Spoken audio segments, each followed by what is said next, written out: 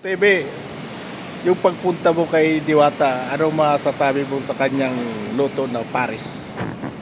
Ayan yung pagpunta namin doon, mali hindi na kami pumila kasi mahaba yung pila. Nag-vlog na lang kami kay Diwata natin. Yung ating pambansang Pinoy Idol. Marami kasi nagsasabi mga baser niya nga yung mga paninda niya walang lasa. Palagay ko mayroon naman yun kasi pares-pares yun eh. Yan yung pambansang natin. Halos pambansang ulam. Bali sa linggo, nandyan kami ulit para matikman na yung pares ni Diwata natin. Ayun lang po, sa linggo, abangan nyo. Titikman na natin yung pares ni Idol Diwata. Ayun na, nasabi na ni Victor TV at galing siya doon.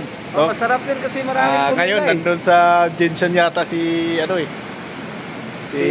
Diwata. Oh, kasi mayroong branch siya doon. Nagtatayo siya ng branch. Alright? Okay. Takop na. Takop. Victor TV.